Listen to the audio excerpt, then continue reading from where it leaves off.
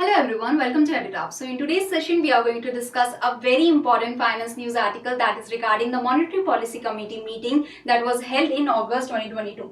So what are the decisions that are taken in this Monetary Policy Committee meeting that happened in this month only, and what was the assessment of the domestic economy that has been made by the by the Monetary Policy Committee meeting. Okay, so now we will see all of this, but before starting with this, please subscribe to our YouTube channel if you are new to the channel, and join our Telegram channel for the PDF of this session, and you can get the link of the Telegram channel in the description box below.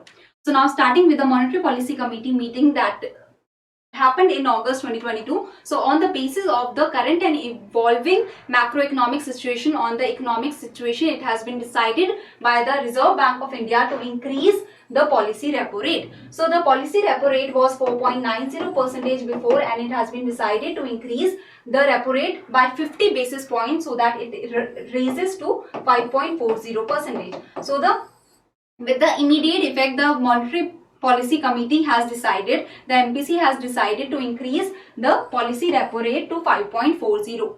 Okay, so now this repo rate is a part of the liquidity adjustment facility. In the base there is the standing deposit facility, then comes the repo rate, and then there is the marginal standing facility at the top. So the SDF is lower than the repo rate by 0.25%, and the MSF is higher than the repo rate by 0.25%. That means if you add 0.25% in the repo rate, you will get the MSF, and if you deduct the 0.25% in the repo rate, you will get the SDF. Okay, so the SDF is 5.15%, that is minus 0.25% of the repo rate, and the MSF is 5.65%, that is plus 0.25% in the repo rate. So the MSF and the bank rate is same, and the fixed reverse repo rate has been kept at 3.35% only.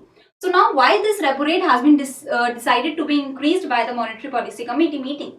So in the committee meeting, why it has been decided to increase the repo rate? Okay, so the repo rate has been raised so that the banks will get the loans at higher rate from the RBI.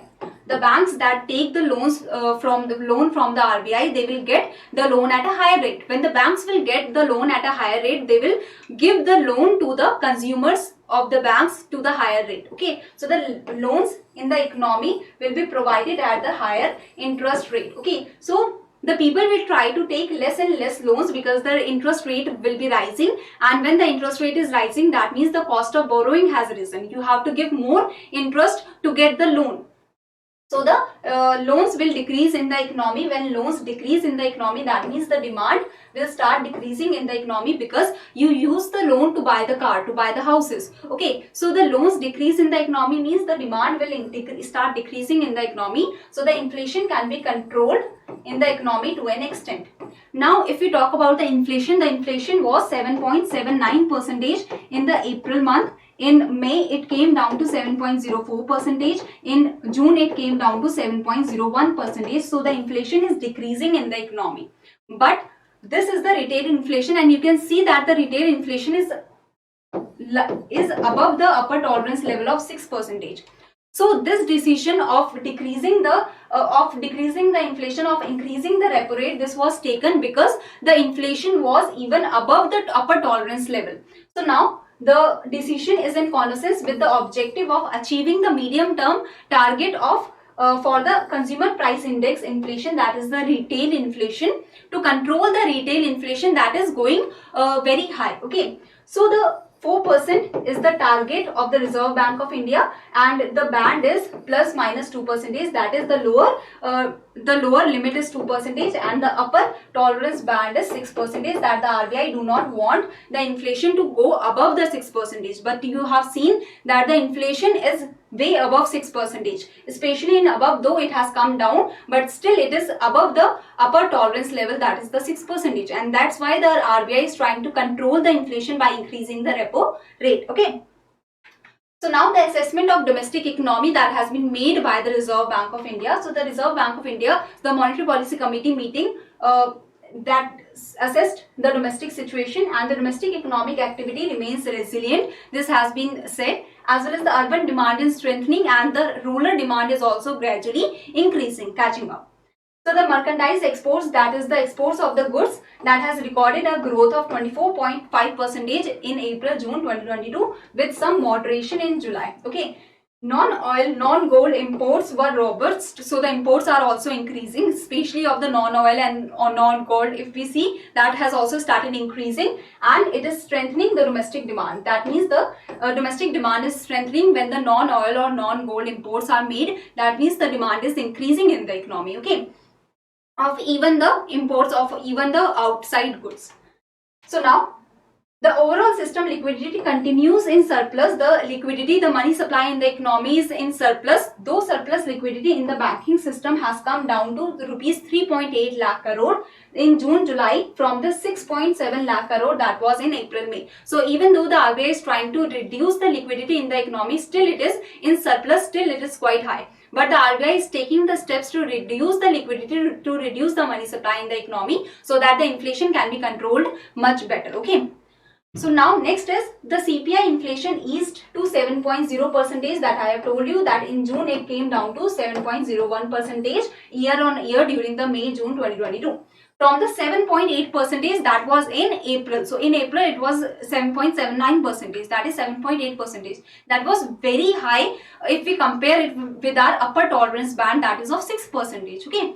Although it persists above the upper tolerance band, still at least it is decreasing. The CPI inflation, the retail inflation is decreasing, though it is still above the upper tolerance band.